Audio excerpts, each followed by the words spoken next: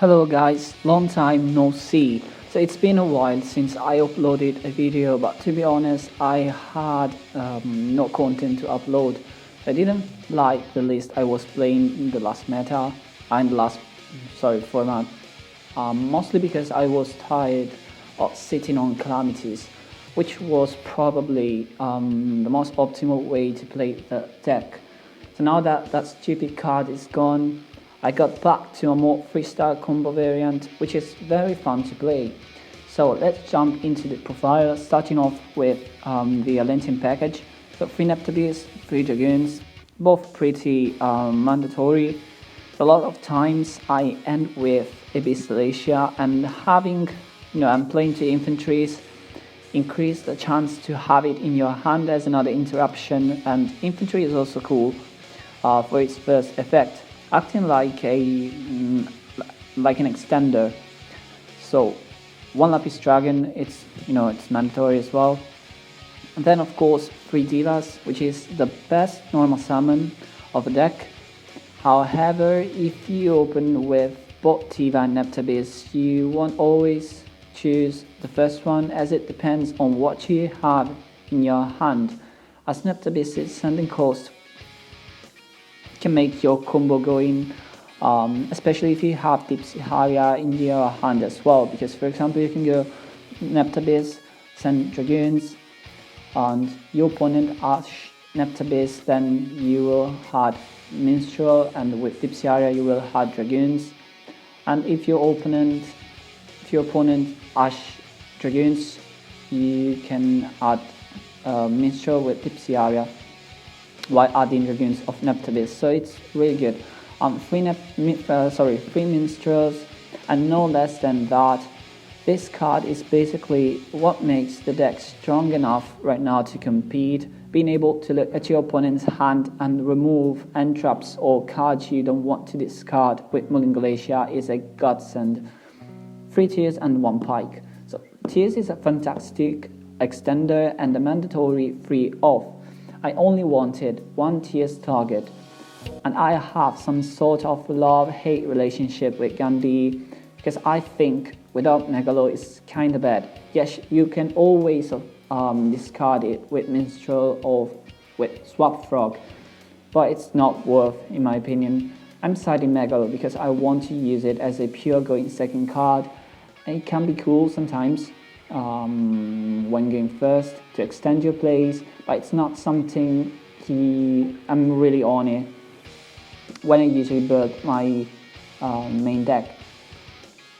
So I really like Frog package because sometimes baits end traps and making Toad before your Diva is kinda neat.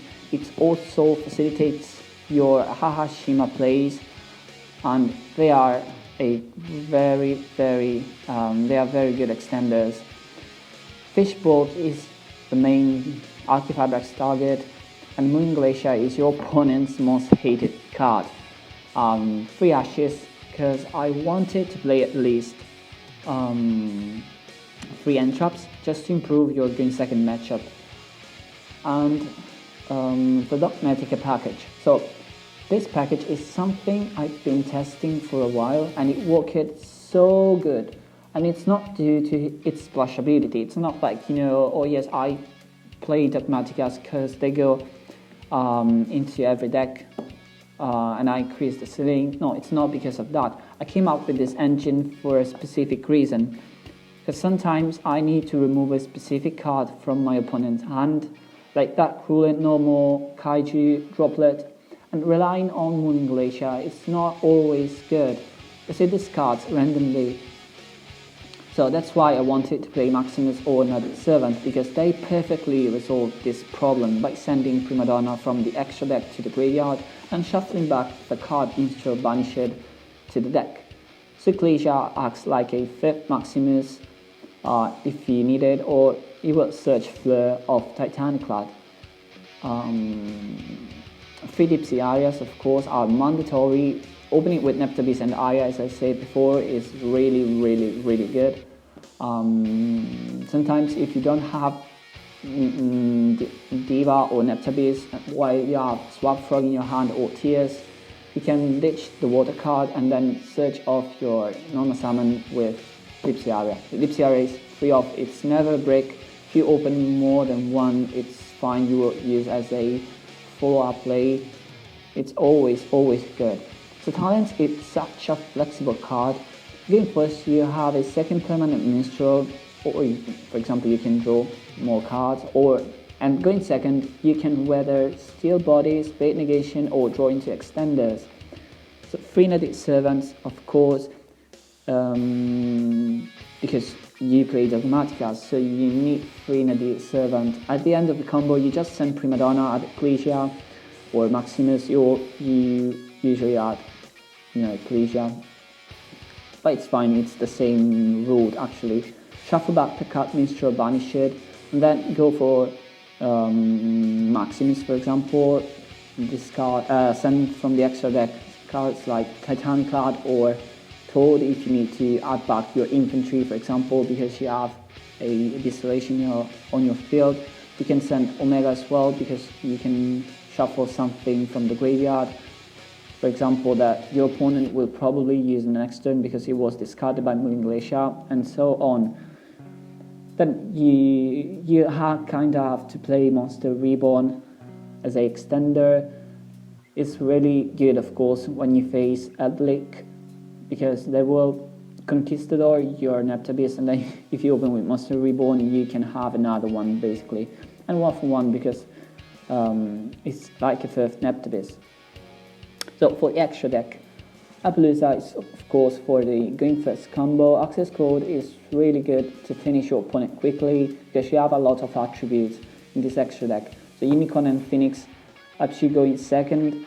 Anemone and Abyss Salacia are good for your backup plays, especially Salacia, because even if you manage to put on board Salacia and have an infantry in your hand, you are in a decent, no, it's not the worst situation you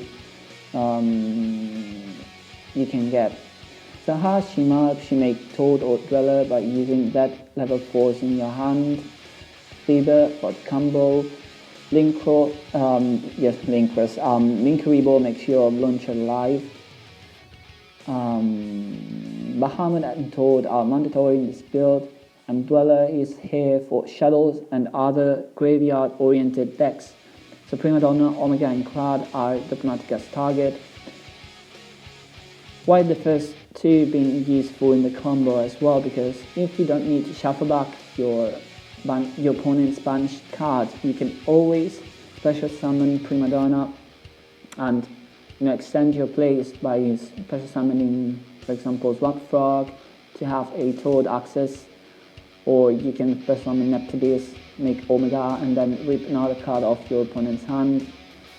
That's it. So this is my deck profile. It's so much fun to play, and I found out that Dogmatika kind of resolved some problems I had with the deck. So feel free to ask questions, comment and like the video if you enjoyed it. So see ya!